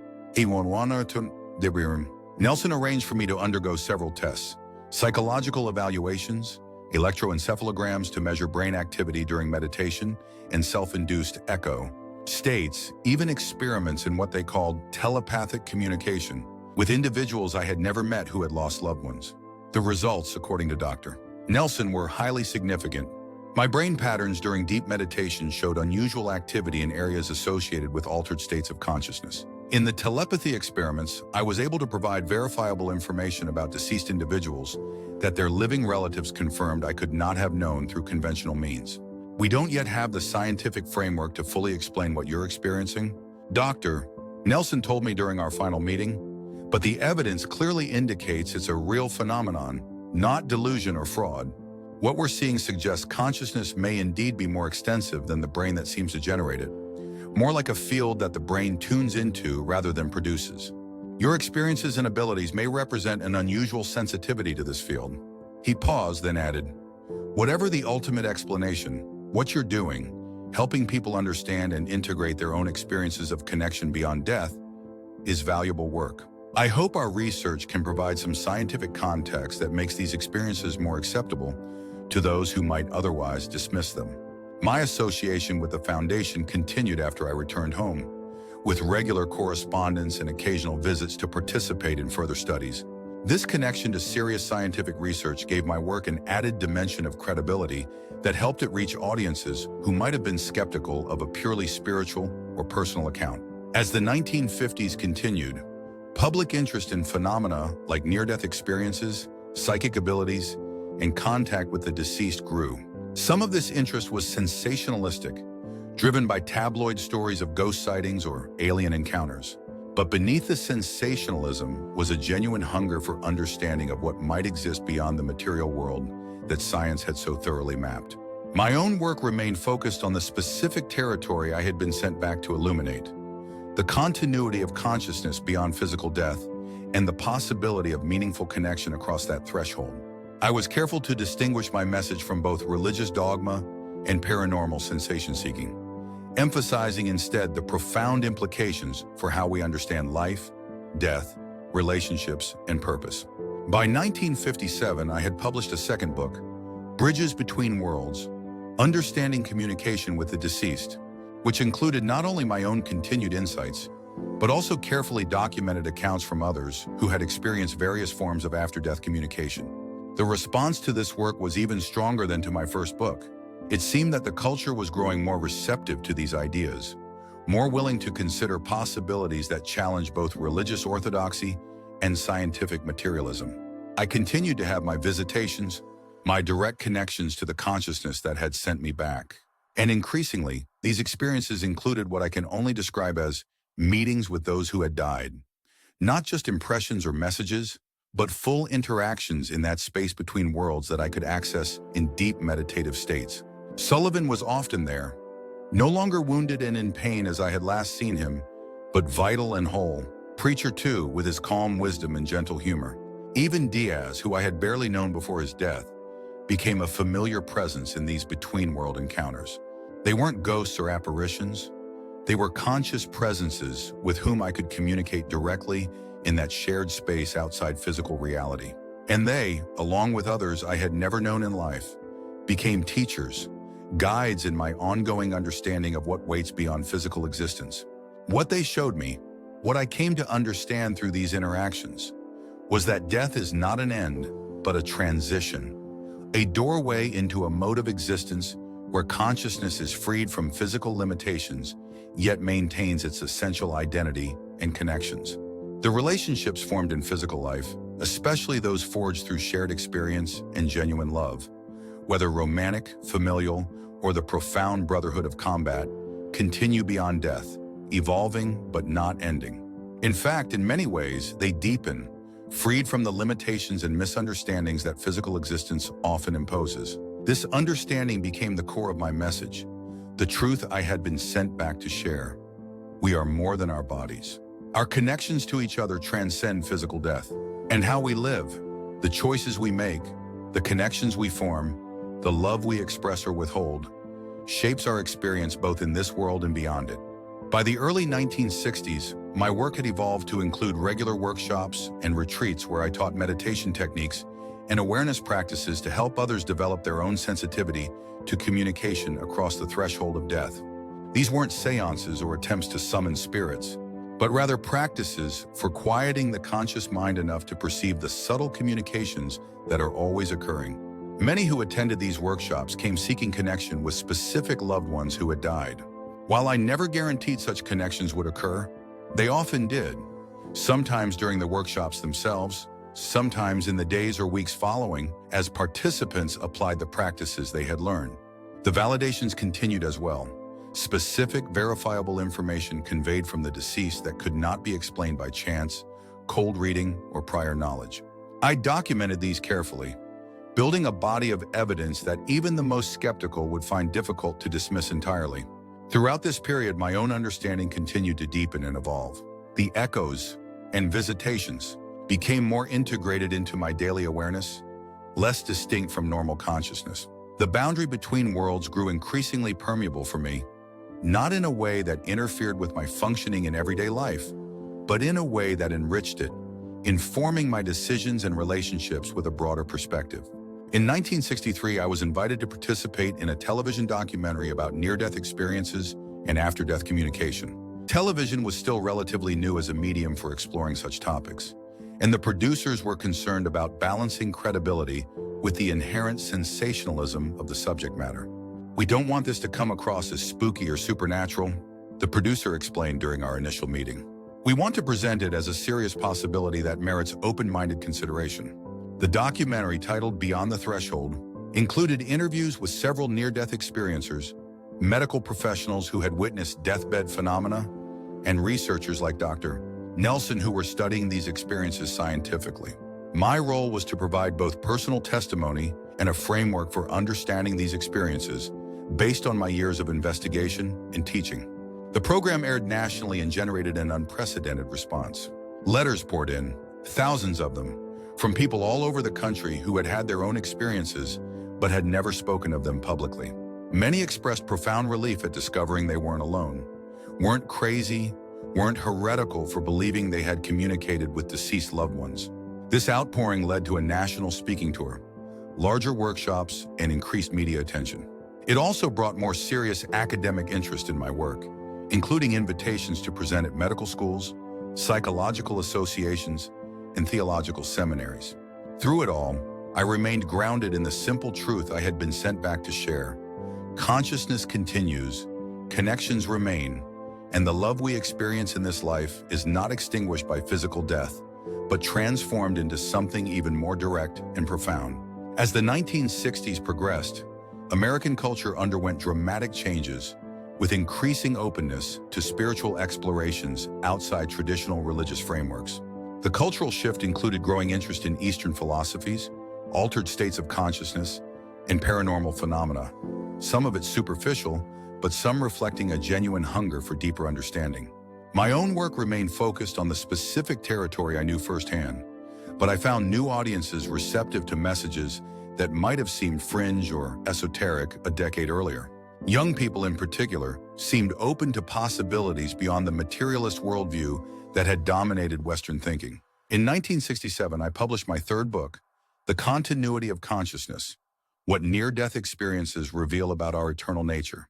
This work was my most comprehensive statement of the understanding I had developed over 15 years of exploration, integration, and teaching. By this time, I was also working more directly with the dying and their families, applying what I had learned to help ease the transition from life to whatever lies beyond.